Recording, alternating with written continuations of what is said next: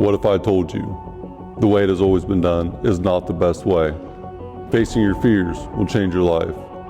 The passion behind this journey is merging two separate worlds into one with the goal of creating value and awareness for a better life. I'd rather be sidelined trying to achieve greatness than watch greatness achieved and it only set on the sideline. Now introducing your host, Jacob Emery. This episode of the Iron and Infrastructure Podcast is brought to you by Unlocking Greatness with Jacob Emery, a coaching community built for those ready to become the strongest version of themselves. Weekly calls, proven playbooks, and a community built to grow. Greatness is not given, it's unlocked. Join us today at jacobemery.com or DM coach at jacobemery44 on all social media platforms. Welcome to another edition of the Iron and Infrastructure Podcast. Today's guest is a CEO of a credit union. He has transformed his life mentally and physically. It's been a pleasure to meet him. I'm really excited for him to tell a story to everyone. Samuel Crane, welcome to the show. Thanks, Jacob. I'm excited to be here.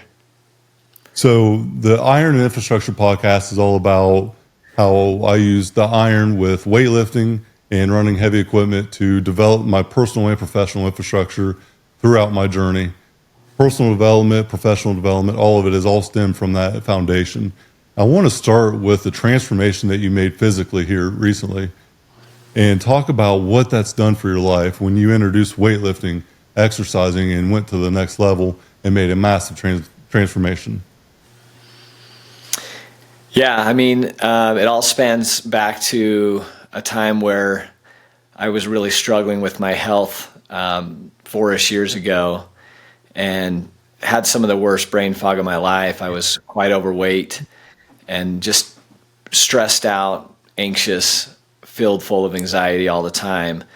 And the brain fog was probably the thing that really hit me the worst, because that was like the moment I'm like, man, I have got to do something. And initially I thought I could just go and fix it by taking a pill or something. And I talked to a bunch of doctors, tried a bunch of pills, and nothing there worked. But I noticed when I did improve my diet and my exercise, I was able to see some improvement. And it was a while of trying different things before I realized, the only thing that's helping me is improving my health and improving my exercise. And so I've got to double down on that. And went on a weight loss journey, lost 30, 40 pounds at first, and then realized, man, I don't have as much muscle under all that fat as I thought I did. But what I noticed is when I would add a little bit of muscle and improve my muscular body, that also helped improve my health and really, really helped with my brain fog, my anxiety, and getting to the point where I almost have to have that daily weightlifting, cardio to just clear my mind. I've mentioned in previous podcasts, I have ADHD, and it's a superpower for me, but only if I can figure out how to tame it. Mm-hmm.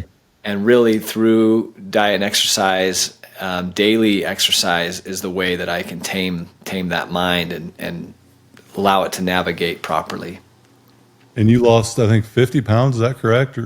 Yeah, I'm 52 today. Yeah, so that's awesome, man. And if you think about, like, I've probably muscle-wise, I've tried to put on more muscle, probably up 7 to 10 pounds of muscle. So it's probably, net even more fat loss than the 52. And then the gain internally that you have to have, not just externally, but I know for me, I'm an iron addict through and through. I've been at it hard, the last probably 5 to 10 years. I haven't skipped a beat. For 20 years, though. That's since amazing. I was in my teenage years. I was a fat kid growing up. I was overweight and I got bullied and made fun of for it. So I turned to the iron early. 13 to 15, I started doing bicep curls and bench press, at an early age. But it's always been the thing that has kept my foundation strong. And no matter what's breaking around me, if I keep that foundation there, the building stays up. The foundation is solid. But I've had seasons, in my earlier years where I let it slip and I was getting in the wrong, the party scene or staying up late or just not taking care of myself. And man, it can crumble the whole entire building if that foundation's not there. And I love what you said about stripping down all the weight, but then not having anything to strip down to, and then started with the muscle. It's one of Yeah. the most unknown things. You know, you go on this weight loss journey, and the most gut wrenching thing has to be losing. You know, I know a guy that is our director of operations lost like 100 pounds, and he was starting to feel bad though after losing 100 pounds, and he went from high 300s down to around 300 mark, and he was just kind of like, man, I don't know what's going on. I'm like, dude, you're going to strip this whole frame down, and there's going to be nothing there. You got to start putting on some muscle. You can't just do cardio, and then you got to have the muscle to carry the weight, you know, as far as the strength to do that. But then how you're going to feel, look, your confidence. Eventually, you're going to get to the point you're not going to worry about the scale. You're going to worry Right. about the mirror and how you feel. And so that's probably the state of the year at now, where now it's a forever pursuit of getting better. But you got to just, I cannot imagine how empowering that is to feel that transformation. Yeah, it's been really good. And I do want to hit on one thing you said there, which is when you take off the layers of fat that's kind of covering up the real me, is recognizing who the real me is and going, man, I still have more work to do. And I think that's a really great view on life, is that oftentimes when we have things that we need to transform, whether it's our businesses, whether it's our mental health or our emotional stability, we first usually work on kind of stripping away all the things that are covering us up, and we get down to who we really are. And it's like, I'm not sure I like this person. I've got to change who I really am. And that, yeah, so that was really cool thing to notice in the health world, that it does kind of mirror what we need to do in life in general. You know, and that's what's incredible, because I'm sure, you know, you have a family, you have 5 kids. Yeah, 5 kids. I'm sure. Yeah. And so I cannot imagine what they witnessed. You probably didn't speak about it. You probably just went and did the thing. And so Right. when you don't talk about these things and you just go accomplish something like a great feat of that transformation nature, the world around you changes because of your world changing. And the Yeah. impact it has, it's unexplainable what kind of impact you can have on your family, your legacy, the people you work with. And it sets a new standard. And you probably walk into work or business or home every day and you're just a different person and you don't have to say a word. And everyone around you probably acknowledges it. You already know it, but it sets a different standard for everything in your life. My son was on a mission for our church. We're members of the Church of Jesus Christ of Latter-day Saints, and he was he left on his mission to Brazil. He was gone for 2 years, and we did communicate through like video chats, but that's it. He never saw me physically for 2 years. When he left, I was the 50 pounds overweight, and when he came home, I was a different person, and he was just like, who are you, you know? And I think I had gone through it so gradually that for him to go through, just see it from where I was to who I was, you know, he hugged me. He's like, "What? Where are you? There's not much of you left here," you know? It was interesting to see his reaction to that transformation. And that was when I realized, man, maybe I have been through quite a bit of work here, more than I even realized. The compound effect, compound interest, you know, very similar thoughts, but the compound interest that you put by saving money, you know, weekly, monthly, whatever it is, it's the same as that daily deposit of work.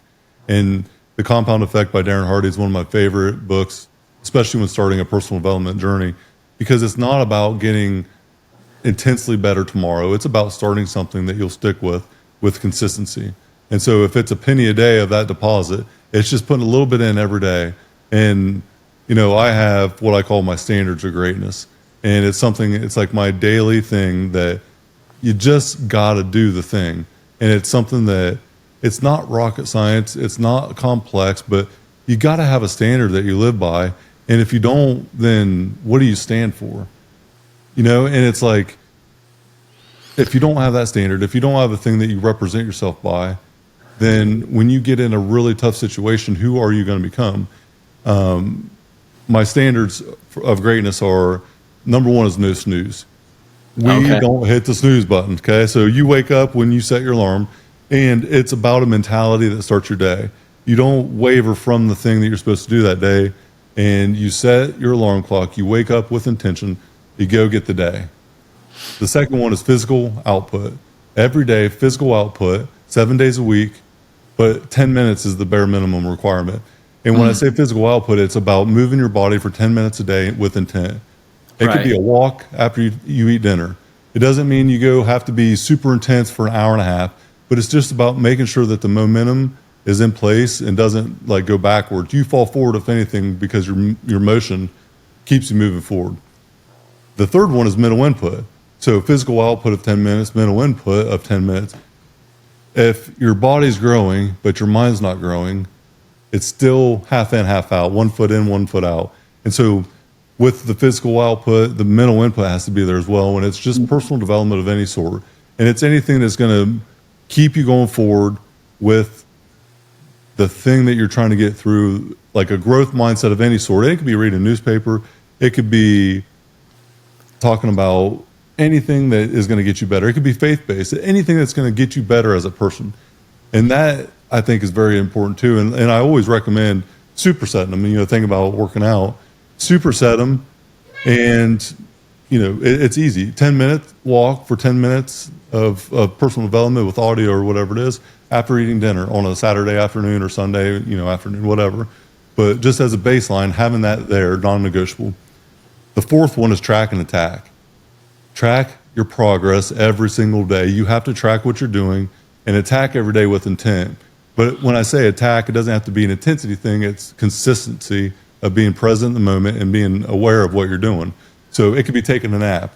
Samuel, if you were going to have a nap scheduled for today, attack that nap with the best of intent to be present in that moment, to actually do what's fulfilling to you. So track progress, attack every day. And the last one is gratitude and preparation. End every day with gratitude. Recognize that you won today or you learned a lesson. So Unlocking Greatness is my group coaching program. We don't have any losers in there. We don't lose. We win or we learn. It's one of my core values in life. Win or learn, never lose. Recognize the learning lesson and not the loss, or the win for the day, and have gratitude for both of them. There's bad days in life, and then there's catastrophic, tragic bad days. And for me, like, I've had one bad day in my life, and that's the only day that was bad, and it was a tragic event. But every other day before and every other day after has been good.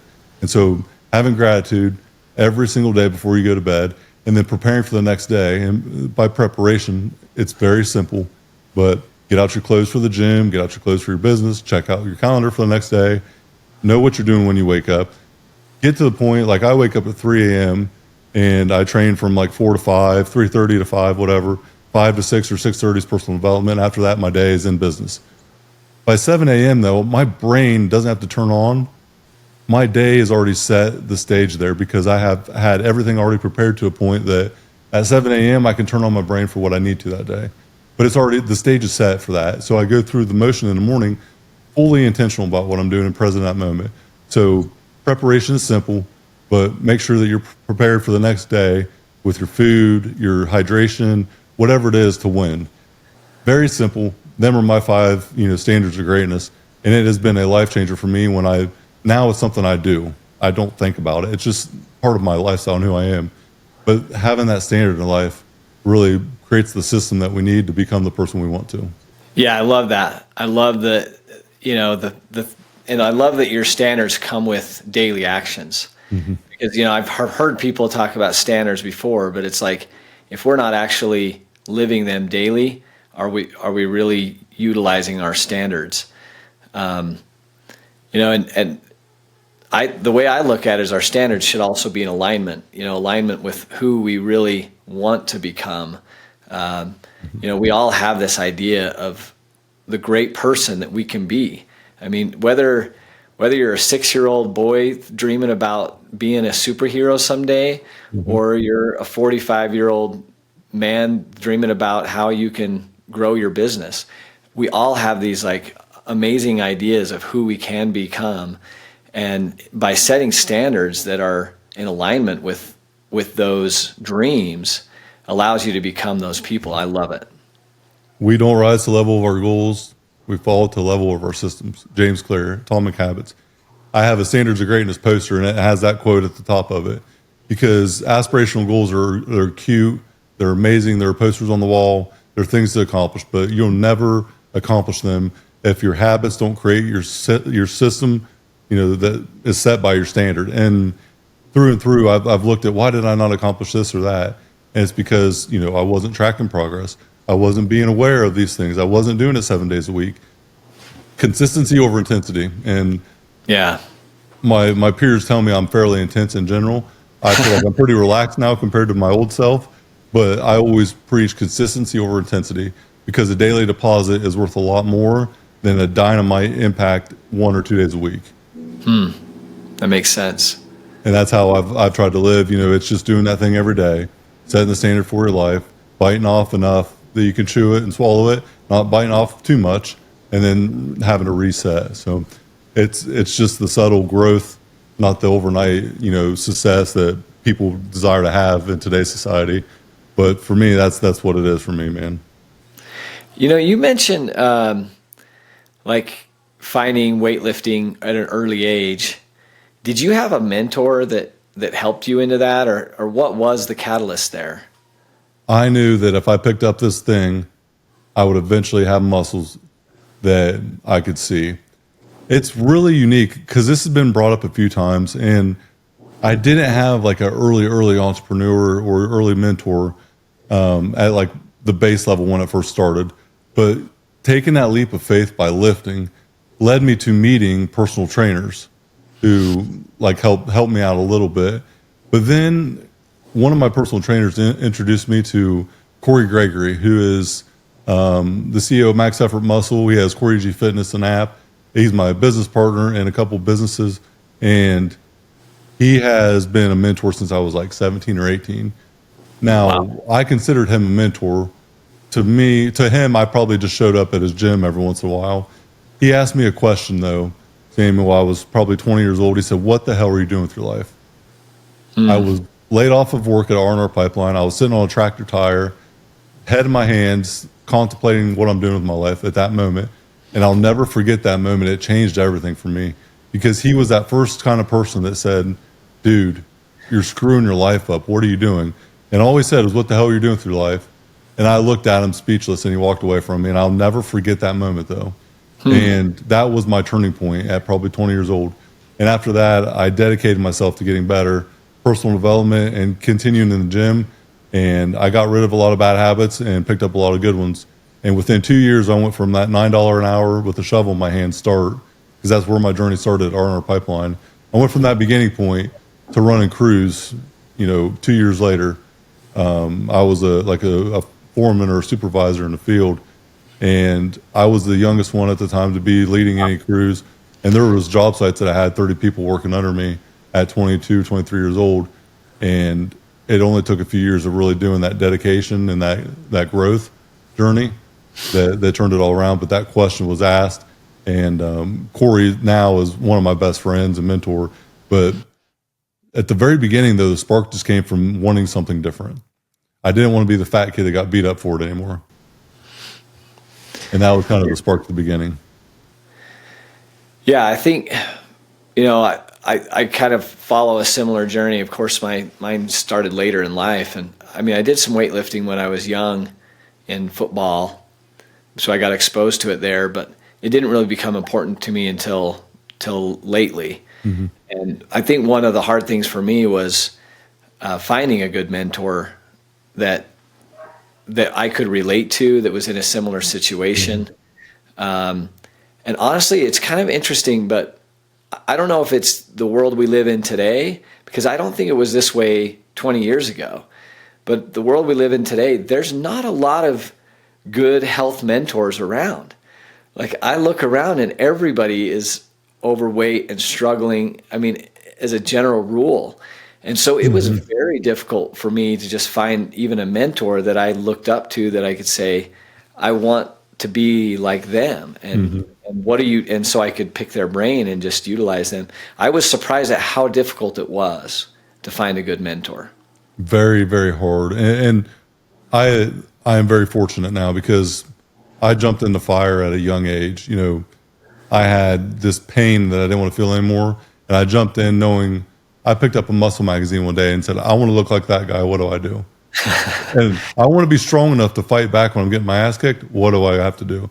So the the dominant answer was lift weights.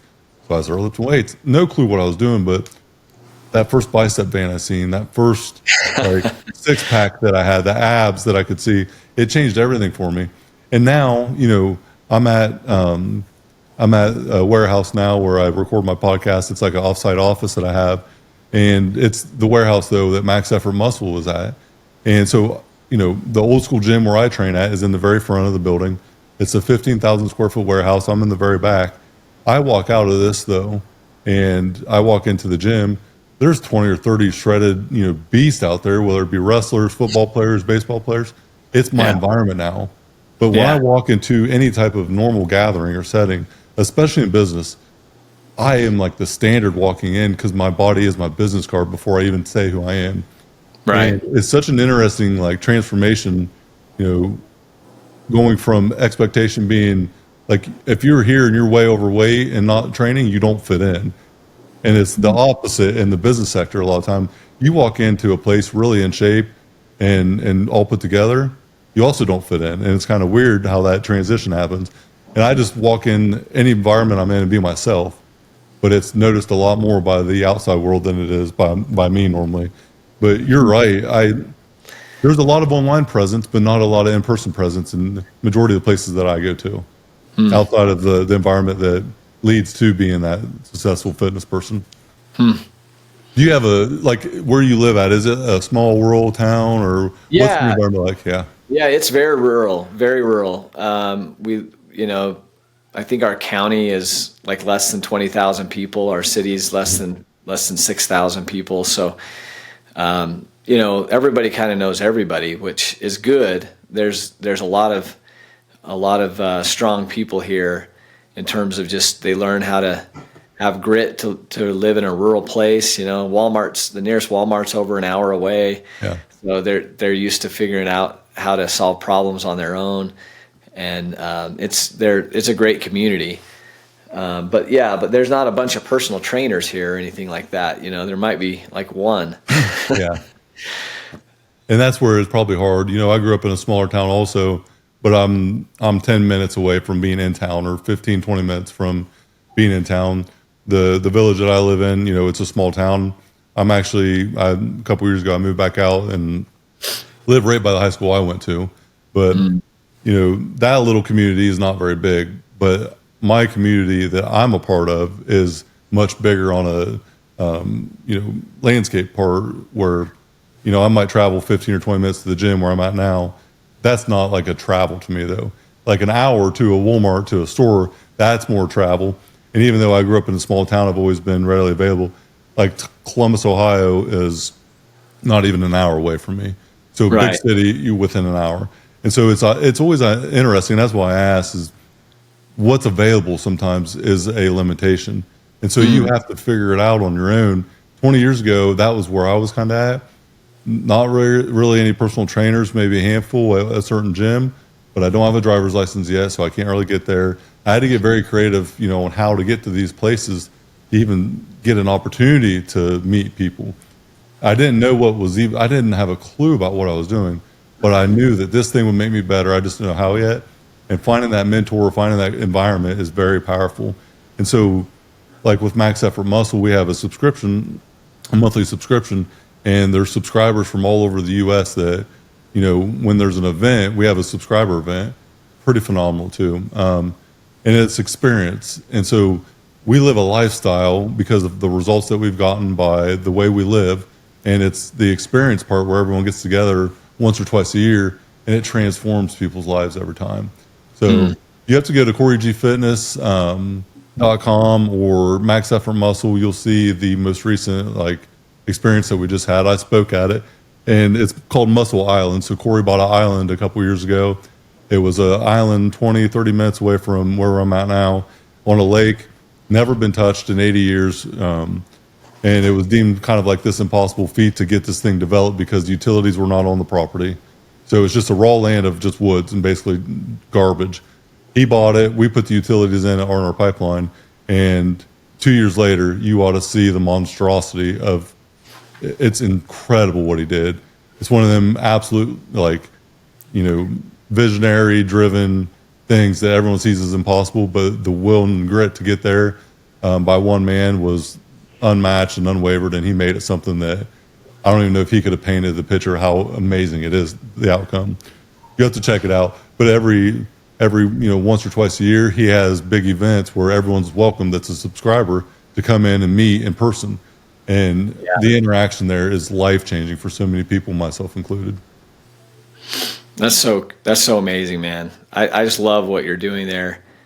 Can I share a personal milestone that came to mind when you were describing kind of growing in this arena? You share any personal milestone, professional milestone you want.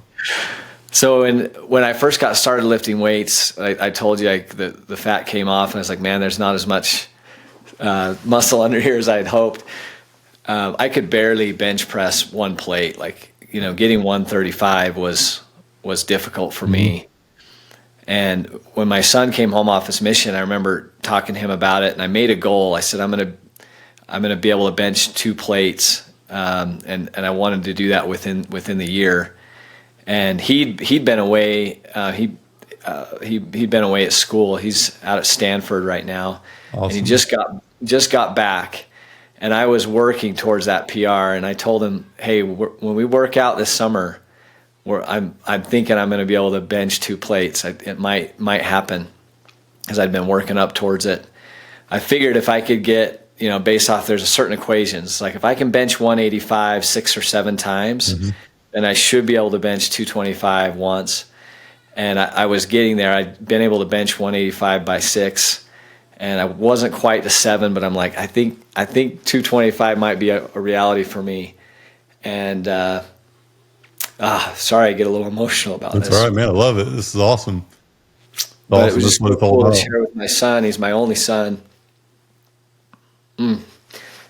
But yeah, so he was home the other day, and I said, I think today's the day we're going to try it.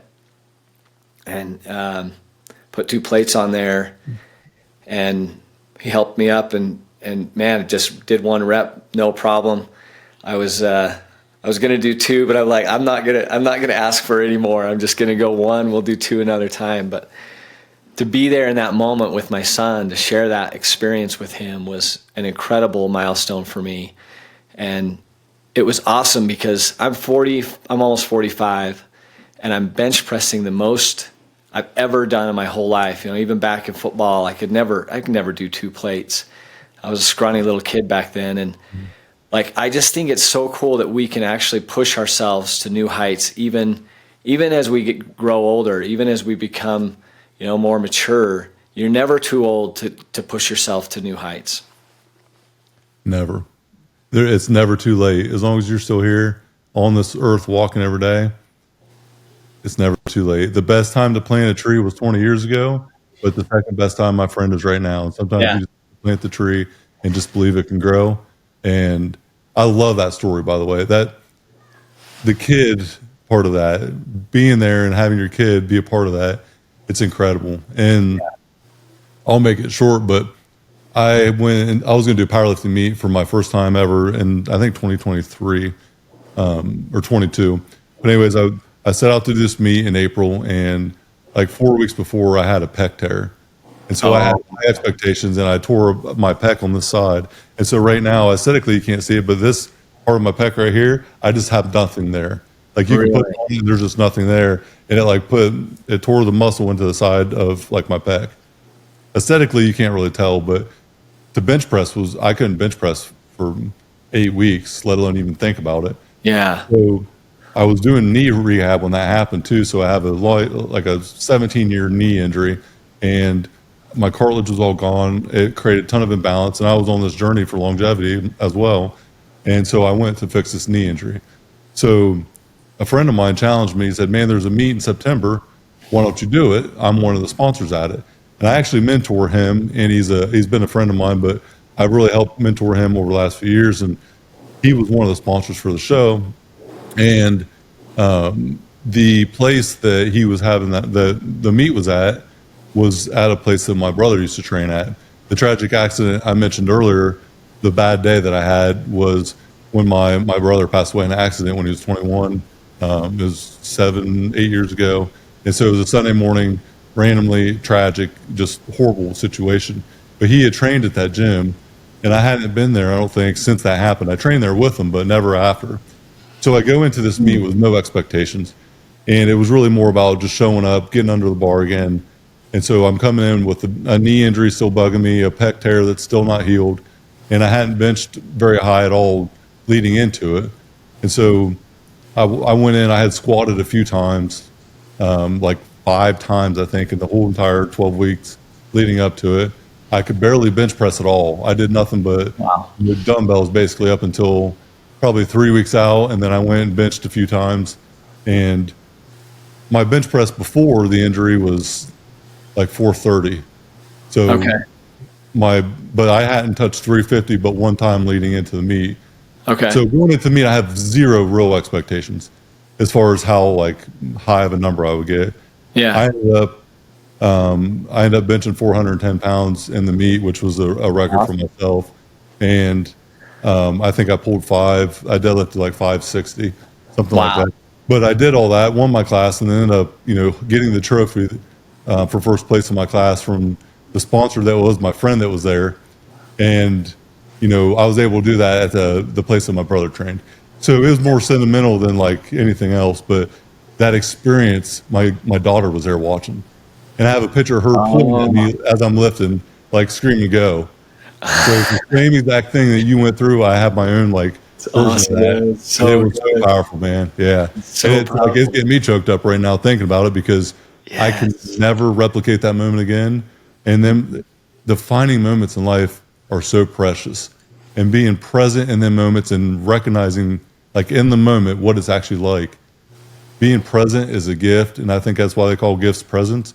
Yeah. Presence is something that's been hard for me, throughout my life because I'm always so driven to do the next thing. But I'll never have balance either. I don't believe much in balance, but I believe in being intentional with my attention. So what's in my calendar and what's allocated in my calendar on the day, like right now, Samuel, I'm 100% here. Nothing in the world outside of this is going on right now.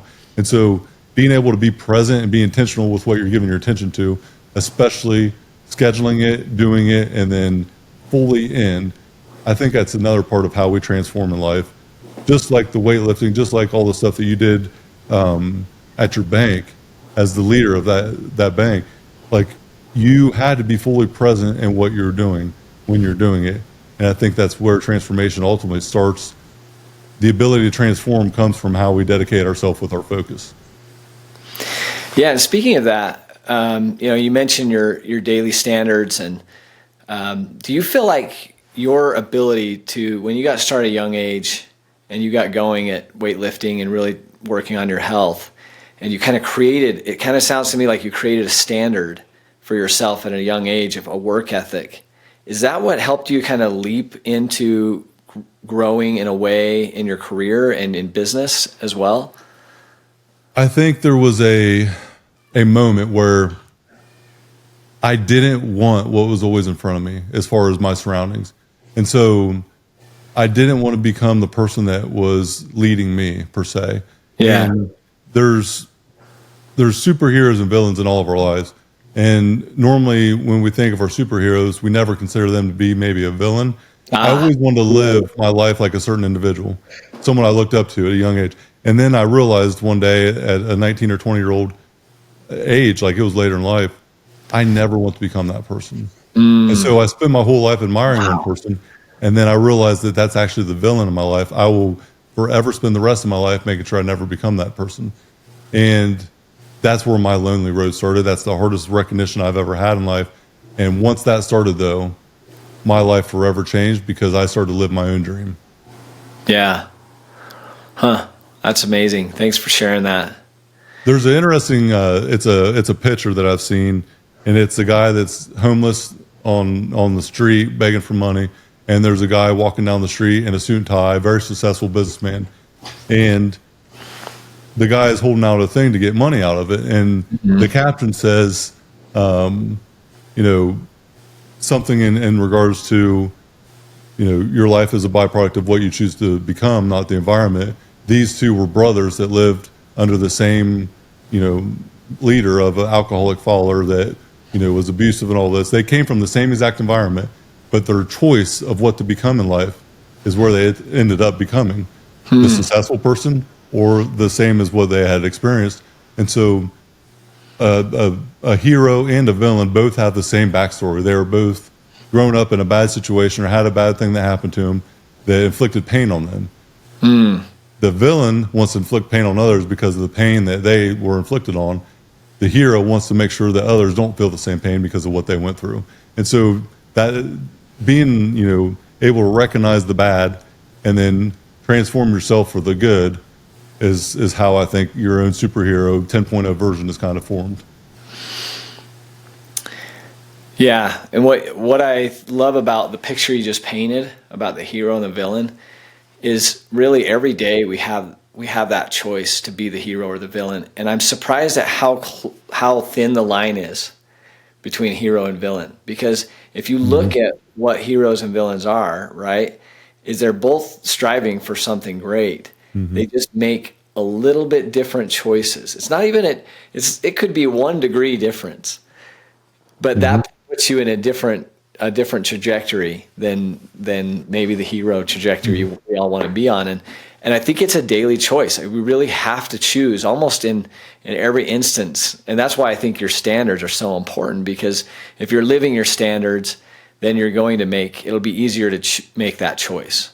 Yeah, it makes it black and white a lot of the time on what's right, what's wrong. And there isn't no negotiation on a standard. There isn't much negotiation on a choice, because most choices either do or don't fit within that standard. And, what we commit to in private, you went on this transformation, you said to yourself, I'm going to do this thing.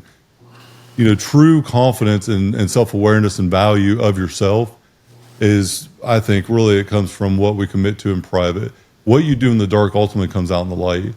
Every single time, if you got to give a speech, if you got to do anything that is out in front of the light, how you prepare in the dark is what gets you there. Everybody wants to hold up a trophy in life. Everyone wants to win, but not very many people want to be in that training ground at 3 a.m. when the lights are out. And that's where you find out who you truly are, though. Yeah. Yeah, it's so true. So true. I love it. It goes back to truth, which, there's a reason we should be as truthful as we can, honest as we can, because when you start going down that path of being dishonest or being untruthful, it always comes to light. It does. And authenticity, I think being truly who you are is one of the most pressure relieving and fulfilling things at the same time. Trying to be somebody or not has to be exhausting, has to just be so hard on somebody, because you got to be a chameleon to every environment, and you're trying to impress someone by being someone you're not. Ultimately, I think that takes away your own confidence in you, regardless of the confidence that others have in you. And so just being you, it's something that people are going to be impressed with you as a person if they know it's really who you are. And trying to be somebody you're not, it never works out. I've never seen anybody fake who they are and then become what they want to be. Can I circle back to your tragic event? Because I've also had a brother pass away, and so I kind of know where you're at there. And I was talking to my wife this morning about how when things are hard, we can see them as actually like a good thing.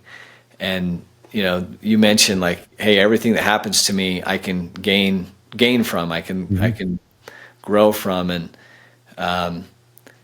I just think that's such a powerful mindset to have, and it's worth talking about a little bit, because the thing is as we grow and transform, what I've noticed is that every time we grow bigger, or maybe our life grows a little bit bigger, we have bigger problems to solve as well. And sometimes people would see that as like, oh, maybe I shouldn't be going down this path because I've seemed to have bigger problems than I used to. But in reality, that's actually saying that you're headed in the right direction, because you're creating a bigger life, which means you have bigger problems to solve. Absolutely. What are your thoughts on that? So I call it my bad day perspective. Anytime that I've had any like pressure, problems, and I question like why I'm doing it, what I'm doing, just there's certain days, man, where I'm beat up just like anybody else. You know, like I don't have a perfect life. I'm a dumpster fire just like majority of people in their life. I have baggage just like everybody else. I'm nobody special. Like, and that's the thing. All of us have problems. All of us have issues in life. But show me the size of your problem, and I'll show you the size of your determination to get better. Bad day perspective for me. My best friend at the time had cancer and still does, and he's still fighting. And this is like 7 years ago, stage 4 cancer. He had found out like a week before that he had to get surgery on his liver to get some tumors removed. He had a 50-50 shot of surviving this surgery. It was a really big surgery. It was really bad. And this, he said, hey, I want to get you and all the guys together. And he was the best man at my wedding, my best friend. And we got the guys together, and he had told me prior to, but he wanted to let everyone know. A group of 10 or 15 of us are there, and we're having a beer Sunday morning, hanging out, and he's telling everybody. And I get a call from my wife, and so was my brother-in-law, but he was basically my brother. I mean, we were close. And my wife says, hey, Mason passed away in a car accident, need you to come here. Like, tragic. 11 o'clock in the morning on a Sunday. And so 45-minute drive to the family, and I'm going through this in my head like, first off, it can't be true. There's no way. Like, right. There's zero way this is possible. 21-year-old kid. And then I thought, oh, man, he really might be gone. If he is, what's the last thing I said to him? Right. The last thing I said to him was like a week ago before that, maybe a few days before. I can't tonight, bro, because at like 9 o'clock at night, he wanted to go out and do something. I forget what it was. I said, I can't tonight, bro. That was the last thing I ever said to him. So a week later, the day of my best friend's surgery was the day that we had the funeral. And that was the hardest week of my life. For 2 weeks after that, I was distraught. But I realized, not maybe a couple months after, my life doesn't stop and the world doesn't stop because of this tragic event. I have to find a way to live through him in the bright light, shine his light, and do things that would make him proud. And so before, he passed away, he was in college, and I would go visit him every once in a while and hang out. And we were sitting there one day, I said, man, I'm going to buy our pipeline. I'm going to do this, I'm going to do that. And everything I told him that I was going to do with confidence and certainty, I did it. So that was one way that, I said I was going to buy this company, and I made sure it happened. The other thing I did, I told him, I'm going to have the best home gym you've ever seen one of these days. And it's going to have old school gear in it, old squat racks, rusty weights. It's going to be badass. It's going to be the best home gym you've ever seen. And it's going to be something sweet. We'll love it. And he's like, man, come on. And at this time, I hadn't started trying to buy R&R pipeline yet. Had little to no money at that point, like just barely surviving life. And I told him all these things I was going to do. Well, I told him in 5 years, I'll have this gym. It's going to be amazing. 5 years to the day, the day he passed away, I had all of his friends come over, train in that gym that I dedicated to him 5 years, on the 5-year mark of his death. Awesome. And so I took what was the most tragic and horrible experience of my life, and I had gratitude for every day before and every day after. And then I lived through him by representing him the best way that I knew how. Nice. And I just hoped I could make him proud. Yeah. No, what a great story, because it just goes back to the same thing. Of course, no one would wish that tragedy on anyone, but we can still learn from it and grow from it and utilize, like in your brother's honor, you can do great things and live up to what he would want to see for you. And that's amazing that you can utilize some of that tragedy and build on it. And that's the thing. It's either going to break you or you can build from it. And it's not, you can't change what happened, but you can change how you react to what happened and how you view. We're never going to understand. I'll never know why it happened or what the thing was. Yeah. From a faith perspective, I will never get it, never understand. Mm-hmm. And that's okay, though. I've came to terms with that, but now I can do better because of it. Yeah. And it's either going to break me or I get better because of it. And at the end of the day, That's why I call it my bad day perspective, because every day before and every day after has been a good day. And now I truly know what one bad day is like. And I hope there's only a few things that can make something in my life worse than that. And I just hope that never occurs. But that was my bad day. And so every day is a win or a learn. I'm not going to lose. Yeah, I love how you say it's your choice, right? Because that. So this is what this podcast seems to be going around, is our daily choices, is that we can choose to decide what to do with that, and it's so powerful, because not only will it affect us, but everybody around us is watching. They're watching to see how we deal with it, what we do with it, and I think that has a ripple effect through eternity. I really do. I think, they talk about it in 10x versus 2x, that our positivity, our ability to just show up in a positive manner and take bad things and try to make the best things we can with them, it does something to the people around us, the people we're leading. It seems to do, we build on each other, and it creates some kind of like positive momentum that I think will just keep moving forward. It's pretty cool. I could not agree more. I think in life, as leaders of families, businesses, environments, communities, whatever it is, we cannot let the negative energy of others tear down our standard. We don't match the energy of the community that we're in. We set the standard for the community and live by our own terms, and then let them match ours and then bring them up. I fully believe that. I will not let someone's negativity take me down. I refuse. Protect my positivity. I think I mentioned it earlier to you before we started recording, but that's one of my foundational things: protect positivity. Yeah. I got a quote I want to read to you. Go ahead. No, I'd love to hear it. So this is something I put together for a State of the Company address on our pipeline, and it's something I've used multiple times before in speaking engagements and stuff, because when I put it together, it just hit such a spot for me internally. The ironic tragedy of life is that it must be lived forward, with every decision we make being in the present that ultimately shapes a future we cannot fully see yet. Life itself only makes sense in reverse when we look back and connect the dots. In hindsight, the chaos often reveals purpose, and the pain normally turns into progress. Even when in the moment, when faced with bracing uncertainty, we have to maintain faith and not fear, and trust that the path ahead will eventually reveal its meaning. That is the quote that I always set the stage with whenever it's talking about the story of what's possible. We can connect the dots looking back in the past. It's like a mathematical equation. Your transformation happened because you put the things together and you added these things together that were habits that allowed you to transform. But looking forward, we're not able to know what's going to happen. But we know what worked in the past from a foundational standpoint, and that if we want to become this next version of ourselves, we probably have to apply that same truth with going next level on our discipline, with our presence, with whatever it is. And so the ironic tragedy of life is that we have to live it in the present moment today for the future that we want to build, but it only makes sense when we look back. And so you have to maintain faith and not fear. If you have the fear in front all the time, you're going to live a life of fear and have an outcome fear-based, and it's not going to be good. But if you have faith and believe that anything is possible, whatever you believe to be possible will be the reality one day. I saw this play out for me as you were saying this quote. I'm like, holy smokes, this happened to me just the other day. And so 3 years ago, my brother invited me to hike the Grand Canyon rim to rim hike.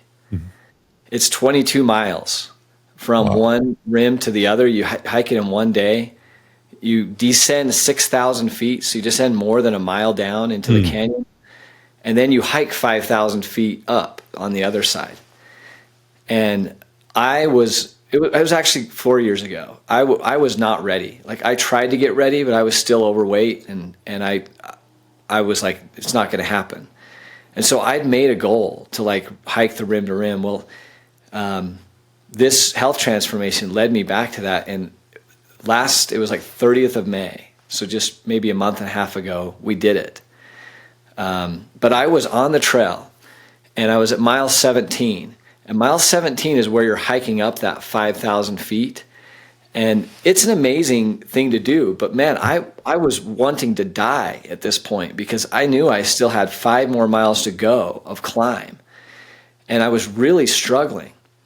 And we took a break, and I turned around, and I in the distance, I could see where we started. And I would ask my hiking buddy, I said, Aaron, where did we start from today? Because I think it's out there, way out in the distance. He's like, yeah, you see that rim that's way in the distance? That's where we started. And I got my phone out, and I had to zoom in on my phone and be like, is that where we started? And he was like, that's it. That was where we started. And it changed everything for me to see how far we had come in that 17 miles. I'm like, man, if we've come that far, we can go 5 more miles. I mean, look at what we've done, and living in that mindset changed everything for me the next 5 miles. And I was able to finish my goal and complete it in an awesome time. It was incredible. Just changing that mindset is exactly what you're talking about. It's incredible. In the depths of hell, when everything is stacked against us, we don't see a way out. The only thing we have is our belief that we can. And when we maintain that belief, regardless of what's possible or not possible, we make it believe that anything is truly possible. Unless physics defines it. If it defies physics, then it's probably not possible. But as long as it's possible by physics, and all it takes is us being willing to put it in to do it, it's our belief that ultimately gets us there. Faith and fear both demand that we believe in something we can't see. And the choice is ours on which one we take at the forefront and which one we choose to believe in. We can believe in faith. We can have the faith we can do it, or we can let the fear come in that says we can't. Right. The choice is ours, though. And whatever we believe will become the outcome. I truly, truly believe that. Yeah, it didn't change. For me, it didn't change how hard the work was. The work was still hard. I still had to climb 4,000 more feet or whatever it was. But having that, looking back and living in that moment of gain where I could be like, oh, I can do this. I have faith because I have already come so far. I know I can take the next step and the next step, and the next step. And that gave me that belief that you're talking about. I love it, man. I love it. Having that belief system is everything. And so I want to transition real quick, and then we'll close the show. And I do appreciate your time today. We started talking about Dan Martell's book earlier. I happen to have it sitting right here because I'm going back through and studying some of it. Talk about what the elite experience has been like for you and the power of the elite community that we're both in. Dan Martell himself and his philosophy on life. What has it done for you, Samuel, to help you accelerate your growth? Oh, I love talking about this. So I initially came to Dan Martell's stuff by reading the book Buy Back Your Time. And it was just a light bulb for me. I realized that I could continue. I was on a progression of transformation at that time. And I was like, man, this is what I need to go next level. At the time, I thought I was just getting this book because it was a cool thing. But now I see I attracted this community, and that's what's cool. When you talk about looking back, I can see that this was something that I attracted by already starting on my journey. And I called my executive assistant and I said, hey, I need you to read this book. We're going to take it to a whole new level. We're going to take our business to a whole new level. I'm going to take my personal professional life to a whole new level, and you're going to be helping me through that because you're a big piece of it. And man, that was less than a year ago. It was probably 8-9 months ago that I joined the community, and it has been an amazing ride. Been off to the Social Selling Summit. I've met a bunch of amazing people there. Just when you talk about finding mentors, I think that as we grow and as we become new people and we have this desire to become the dream of who we know we can be, a lot of times there's so many people around us who are broken, who don't believe that's possible, that it's a lonely road to to basically become that person that you know is possible. Finding the elite group, I was like, this is like my family. Like, they all believe that they can become great and become awesome people too. And that was amazing to find that network of people who held a similar belief for themselves. And so I found family, I found community, I found mentorship, and then I found in Dan a coach that's willing to push me and also hold me to higher standards. He has in his coaching program the 5 daily non-negotiables. And I can tell you without a doubt, if I could just do those things the rest of my life, I could become a way better person than I was ever before getting into the Buy Back Your Time and Dan Martell's material. I know, like, they're simple little things. They seem at first I was a little disenchanted. I took off and I was like, oh yeah, I'm doing the 5 daily non-negotiables. I'm going to be awesome. And then I was like, am I sure these are really going to like really do this thing? And then every time I recommitted to working harder at those, my goals would be magically appear in front of me. And oftentimes I don't even know how to connect what the daily non-negotiable I was doing with this goal I just achieved. You know, we gained one of the biggest clients we'd ever gained during this time. And I'm like, how is that possible? Because the daily non-negotiables, those standards of living, aren't directly related to that client, but yet it just projected that onto us. And so, yeah, long story short, I mean, community, amazing people, but really allowing me to become the best version of myself. Same. And, you know, it's about success is about who we become by what we attract. And we attract success as much as we do anything else. And, you know, constantly improving yourself, getting better, but sharing it with the world. How he tells everybody that he wants to make you the best version of you, the 10.0 version of yourself. And then he wants you to tell everyone else about it and share it with him. And it could not be more true for me in my personal experience, where you focus on getting better and then you let the world see you getting better and then you help the world get better. And it's reciprocated so quickly that you don't even understand how or why. Right. But it all stems back to that foundation of you getting better and sharing it with the world. Everybody has a story. And Samuel, I believe this through and through, that everybody has a story. The only bad story that anybody has is the one they don't share with the world. And I truly believe that. How Dan says your message, my friend, I cannot agree more, that the inability to tell stories and to share the hardship and the overcoming of hardship with others, people don't need, you know, they don't always need strategy and guru and all. They need the belief system to know that they are worthy enough to go get the thing they want. And just having the belief is what holds a lot of people back, I think. You are empower yourself to believe you're good enough to go get it. You're worthy of going to getting it. And it can be made possible if you just chase it and believe it. Whether you think you can or you think you can't, you're right. Henry Ford said that. And I truly, truly believe that. And we'll forever share that message. Yeah, it's so powerful.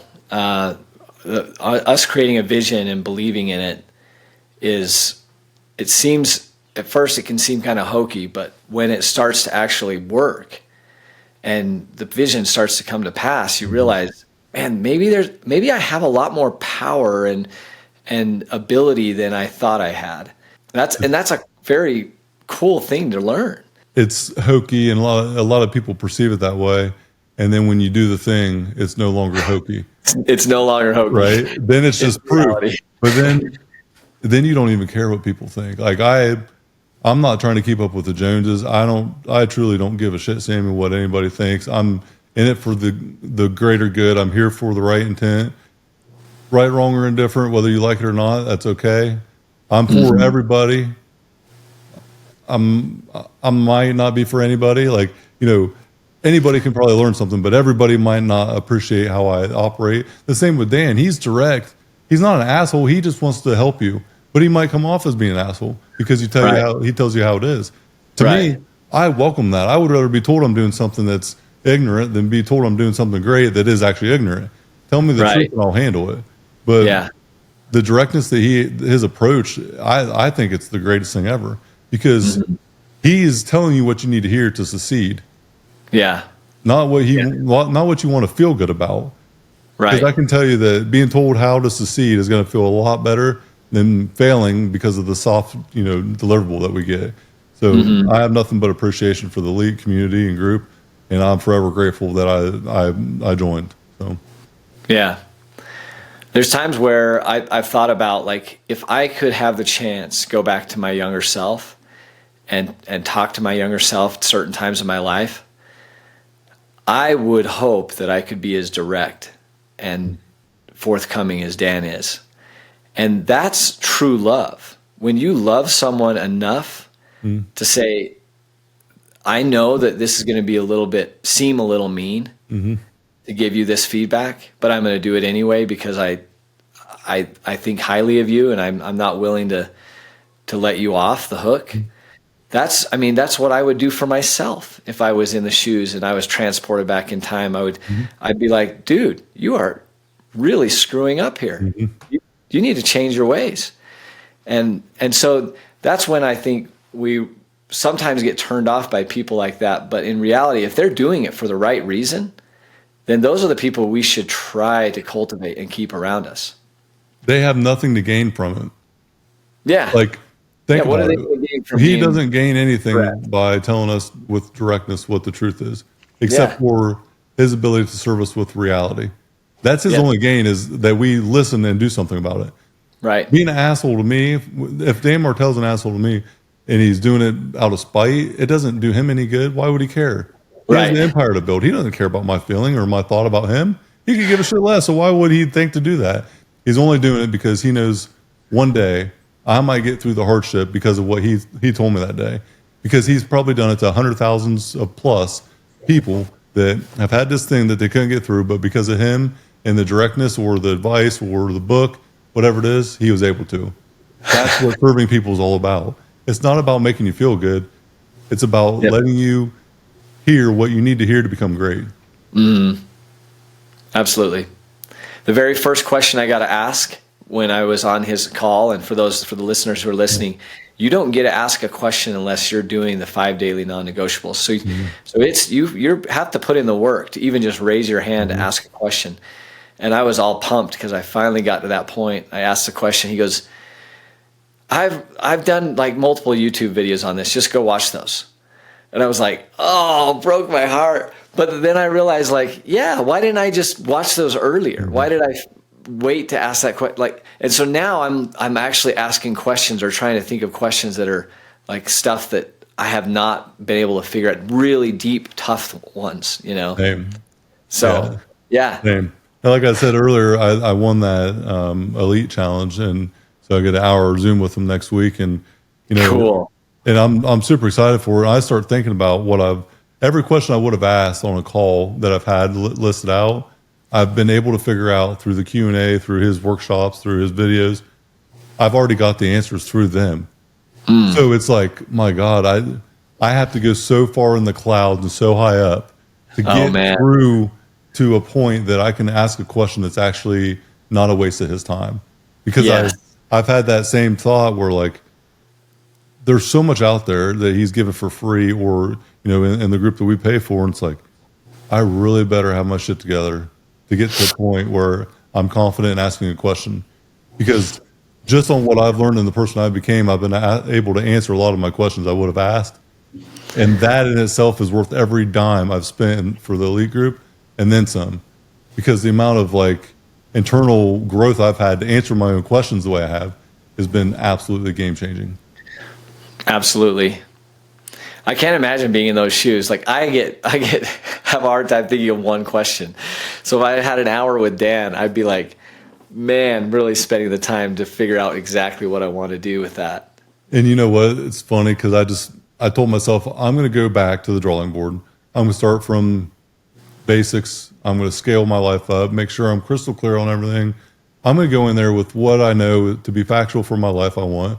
Is my vision clear? Is my mindset clear? Are my habits like, do I make sure that I'm just checking myself back to the basics on what I actually want? And I found holes everywhere doing that I can patch up, that they didn't sink the ship or didn't threaten to sink the ship, but they got me right back on track when I was veering off the side of the road a little bit. So keeping that back to the basics that, I did my last coaching session in my coaching group. I did a mid-year R&R is what I called it. And it was a mid-year reflect and refuel. So reflecting on the 6 months to start 2025, refueling by resting and relaxing a little bit, getting clear about vision for the remainder of the year. Half the year's over already, dude, and it's went fast. So it's like sometimes we got to slow down to go faster, and slow is smooth, smooth is fast. So making sure you're clear about your intention, where you spend your time at, energy and time audit. Like I'm going back and kind of getting foundational on all these things, and I got to remind myself probably every quarter I need to do that, where I set a day aside and go through everything in my life and recalibrate. And I called it the mid-year, reflect and refuel, but just getting clear again and making sure that the main thing is the main thing, and making sure my priority awareness is in place and I'm focused on what matters. Man, sometimes it's pretty simple to get off track whenever you're in the heat of the moment. Yeah. Well, and what you said there is something I learned from weightlifting, which is rest. Your muscles grow when you're resting. You break them, you hypertrophy when you're exercising, but you have to rest and recalibrate so your body can actually build that muscle again. Yeah. And I was like thinking about this, and then we had a really big conference coming up that I was in charge of, and I just decided after that conference is over, I'm taking a day to recharge, because I know I can't hit the ground running the day after, and that made a huge difference for me. Yeah, and sometimes it's that reality check and knowing we often know what we need to do and often overlook the thing, thinking that, we'll get away with it this time or whatever it is. And the truth is always the truth. Back to the basics, keep the foundations always in place, and it won't be hard to stay on track if you do them daily things that you know you need to do. Samuel, it's been an absolute pleasure to have you on. I want to leave the floor open to you. Tell everyone where they can find you, social media handles, everything else. Any closing thoughts that you have? I'm going to leave the floor to you to close out the show. Oh, thank you, Jacob. It's been a pleasure to be on with you today. I feel like I've learned so much from you, and I'm glad to have you a part of the elite group and be a part of my group and my connections. Thank you so much. For anybody looking to get a hold of me, just reach out on Instagram as the best way, at Samuel Crane CEO. I'm the CEO of multiple companies, including a bank, an IT firm, a real estate investment firm. So I have knowledge in all of those areas, whether it's personal finance or business finance, business IT solutions, as well as real estate solutions. All of those things I'm able to speak to, and I'd love to chat with you. You can DM me the word iron, since we're on iron and infrastructure, and then I'll know what the background is, and I'd love to talk to you more. So reach out to me on Instagram. Let's get the conversation started. Ladies and gentlemen, Samuel Crane, thank you for joining the show. Find him on Instagram at Samuel Crane CEO. Message him the word iron. Get your financials in line. Get them in check. Samuel, thank you for your time today. Absolutely had a pleasure interviewing you today. Thanks, Jacob. It's good to be with you. All right. That's another edition of the Iron Infrastructure Podcast with Samuel Crane, the CEO, and we're out. This episode of the Iron and Infrastructure Podcast is brought to you by R&R Pipeline Inc., an infrastructure company. Join our team today at rrpipelineinc.com.